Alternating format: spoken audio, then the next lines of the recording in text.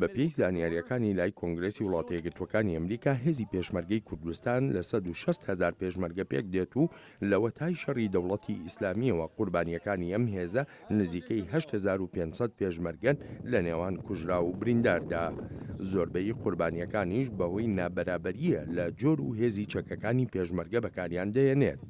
They are poorly armed, poorly equipped. هێزی پێشمەرگە چەک و تەقەمەنی گونجایان بەدەستەوە نییە، بە تایبەتی کاتێک بەراورد دەکرێت لەگەڵ لەشکری عێراق یانیش لەگەڵ ئەو میلیشیا شیعانەی عێراق کە ئێران پشتیوانیان لێ دەکات و تەنانەت ئەگەر لەگەڵ توانایی چەکی دەوڵەتی ئیسلامیدا بەراورد بکرێت. هێزی پێشمەرگە بە چەکی سەرۆکی سەدام حوسێن شەڕ دەکات کە زۆربەی هی کاتی سۆڤیەتی پێشوو ئەمەش بەس نییە بۆ شەڕی دوژمنێک کە سوورە لەسەر وێرانکردنی عێراق و سووریا.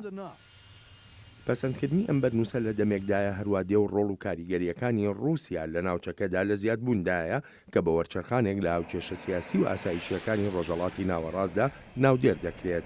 ڕۆڵی هاتنە ناوەوەی رووسیا هەڵبەت ڕۆڵێکی گرنگی دەبێت ڕەنگ بێ ئەوەندەی ئەوەش گرنگ بێ کە هێزەکانی پێشمەرگە وە کورد ئەوەی بۆ هەموو لایەک دەرخست کە تەنها هێزەکە بەڕاستی لە بەرامبەر داعش و بە توانا و ئیمکانیاتێکی چەک و تەقەمەنی زۆر کەمەوە بە بارێکی ئابووری زۆر سەختەوە توانیانە ڕوبەڕووی داعش ببینەوە و هاوپەیمانیەکی درستی ئەمریکا بوونە لە ماوەی 11 ساڵی ڕابردوودا. ئەندامانی کۆمیتەی کاروباری دەرەوەی لە ئەنجومەنی نوێنەرانی ئەمریکا جەخت دەکەنەوە لەوەی پەسەندکردنی ئەم بەرنووسە هیچ ڕەهەندێکی سیاسیانەی نییە، بەڵکو تەنها هەنگاوێکە بۆ خێراترکردنی گەیاندنی کۆمەکە لەشکریەکان بە هێزی پێشمەرگەی کوردستان. The goal obviously is not Kurdish independence, and we make that clear in the language. ئامانج لەم بەرنووسە دامەزراندنی دەوڵەتی کوردی نییە و ئەمەش لە داڕشتنی بەرنووسەکەدا بەڕوونی و ئاشکرایی نووسراوە، بەڵکو بە مەبەستی دابینکردنی چەک و کەرەستەی پێویستی لەشکریە بۆ چالاکترین هێز لە شەڕی دژی دەوڵەتی ئیسلامیدا بەمەش دەتوانین هەڕەشە و مەترسیەکانی ئەم ڕێکخراوە تۆریستیە سنووردار بکەین. پێویستە بە هەمان شێوەش عەرەبە سوننەکانیش لە عێراقدا ڕاستەوخۆ لەلایەن ئەمریکاوەوە کۆمەکی لەشکری بکرێن. While the legislation is focused on supporting the Kurds, لە کاتێکدا ئەم بەرنووسە سەنجی خراوەتە سەر کورد، بەڵام بە هیچ شێوەیەک پاشگەزبوونەوەی ئەمریکا نییە لە وابەستەیەکان بەرامبەر پێکهاتەکانی دیکەی وڵاتەکە. هاندان نییە بۆ دابەشکردنی عێراق و ئەم بەرنووسە هەرتەنها بۆ ئەوەیە چەک بە خێرایی بگەندرێتە پێشمەرگە و زۆرێکیشمان نیگەرانیمان هەیە سەبارەت بە لەشکری عێراق وەک چۆن نیگەرانی قوڵمان هەن بەرامبەر ڕۆڵی ئەو میلیشیانەی ئێران پشتیوانیان دەکات.